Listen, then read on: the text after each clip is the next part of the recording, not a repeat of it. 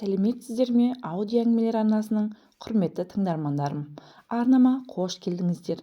Өмірде болған шынайы оқиғаларды тыңдағыңыз келсе, арнама тіркеліп, қолдау білдіре отырыңыздар. Сіздердің әрбір қолдауларыңыз мені шабыттандырады. Шулы қалада дүниеге келдім. Жасым 18-ге толмаған жасөспіріммін. Басқалар сияқты бақытты балалық шақ дегенді көрмей өстім. Біздің үйде 4 бауырым бар. Әкем қатал мінезді, ауыр адам. Ол бала туғызуды білсе де, балаға деген мейірімі жоқ. Қайта бізді асырап баққанын міндет қылып, үнемі есімізге салып отырады. Анам өте жуас, әкемнің алдында иілген адам. Әкем оны ұрып, бойындағы қайратын сындырып тастағандай. Ес білгелі анамның күліп, өзін еркін ұстағанын көрмеппін. Әкемнің айтқанына бағынып, барын бізге арнайды. Көңілінде басқа арманы, үміті барын сезсем де, ол туралы ешқашан айтпайды. Нағашыларым Қарақалпақстанда тұрады. Анамның туған еліне барып келгенін ешқашан көрген емеспін. Ешкім қызым деп те келмейді. Анам да оларды іздеген емес. Ол үнсіздік бізді әбден тұншықтырып жібергендей. Анамның сағынышын оның үнсіз жанарынан ғана сеземін. Бала кезімде кейде өзімді бөтен сезінетінмін. Үйдің ішінде жүргеніммен маған орын жоқтай көрінетін. Әкемнен жасқану, анамды қорғаштау менің күнделікті тірлігіме айналып кеткендей. Бауырларымды бауырыма басып, бірге өстік. Бірақ осы шаңырақтың астында әрқайсымыз бақытсыздығымызды жасырып, арқалап жүрміз. Әкемнің қаталдығынан бәріміз жасқаншақ болып өстік. Өзге балалар сияқты ананы әпер, мұнаны әпер деп айтудың өзі, киім киюдің, ана киімді әпер деудің өзі бізге жат еді. Әкемнің қаһары мен ашуы бізді құлыптап тастаған сияқты. Ал анам байғұс. Анам күн сайын қоқыс төгетін жерлерді аралап, біреулер тастаған ескі құсқы киімдерін әкелетін. Біз бала болған соң оны ештеңе деместен қуанып киініп алатынбыз. Бірақ есейген сайын бұл жағдай мені іштей ызаландыратын. Қоқыстан киінетінім, өзімді басқалардан төмен сезінетінмін. Ол менің жанымды жегідей жейтін еді. Әкем болса ештеңеден тарықпай жұмыс істеп жүреді. Оның осылай шарқылып өмір сүргені бізге арман ғана еді. Бірақ ең сорақысы, әкемнің сыртта тағы бір әйелі барын тек мен ғана білетінмін. Бір күні күтпеген жерден оларды көріп қалдым. Біздің подъезд жақта екеуі құшақтасып тұрған еді. Бұл көрініс менің жан дүниемді астан-кестен етті. Өз әкемнің екі түрлі өмір сүріп жүргеннен маған көру өте жан дүниемді күйретті. Анамның осындай күйге түскені, ал әкемнің басқа өмірі бар туралы шындық мені жан тәніммен ашуландырды. Бірақ бұл шындықты мен ғана білемін. Оны ешкімге айта алмаймын. Анамның жүрегін жаралағым келмейді.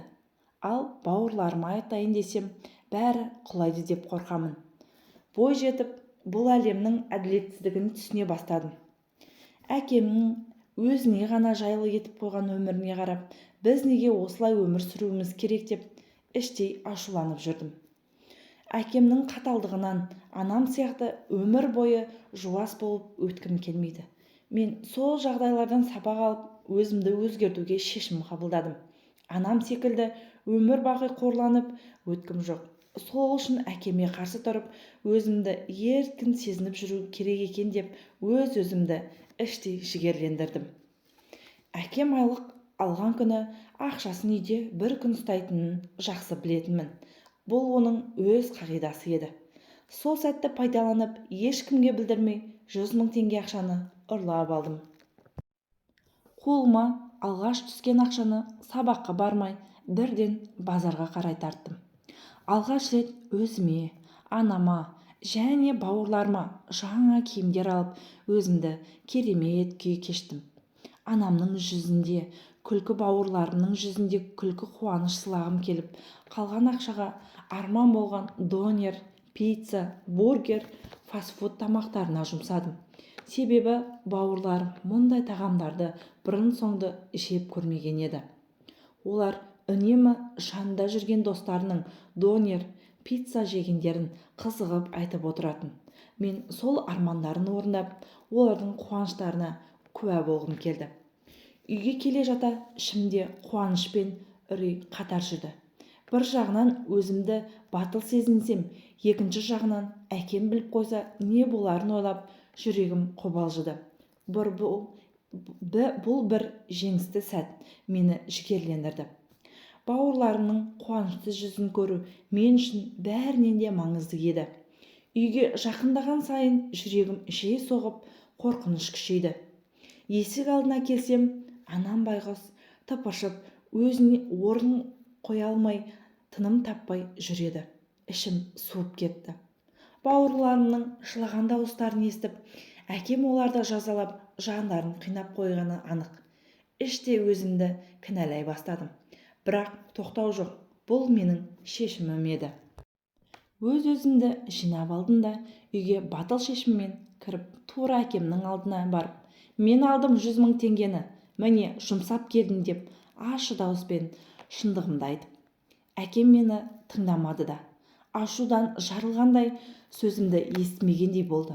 Оның көзі қанталап, жүзі тас болып кеткені ештеңе деместен маған қарай беттеген. Жүрегім су ете қалды. Әкемнің қол көтергенін көріп, көзім жұмылып дайын болдым. Бірақ бұл жолы мен қорқып қалғым келмейді. Қорқынышқа бой бермей, оның алдында бас иілмей тұрдым. Анам байғұс мені қорғауға ұмтылды. Бірақ анамның әлсіздігі мені одан сайын ызаландырды. Әкемнің зәрлі ашуы мен ауыр қолынан мен де, анам да қашып құтылу екі талай еді. Әкем мені өлгенше ұрды.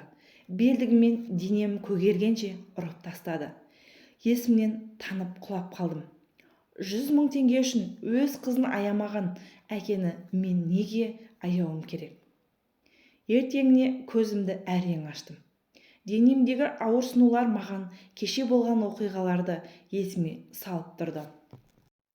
Кішкентай сіңлім менің қасыма келіп сыбырлап, әпке, кеше базардан сатып алған жаңа киімдерді, күшті тамақтарды әкем деп жылап жіберді. Сорлы әкем оларды өртеп жіберді. Киімдерді неге өртеген түсінбедім. Тамақты бере салса болады ғой.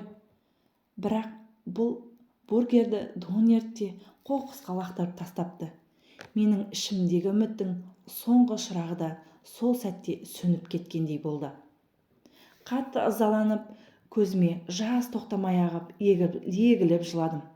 Бұл әділетсіздікке енді төзімім жетпейтінін түсіндім. Еш ойланбастан телефонымды алып, 102 номеріне хабарласамын да, әкемнің үстінен шағымданамын дедім. Бәрі де өзгеру керек. Мен енді үнсіз қалғым келмейді.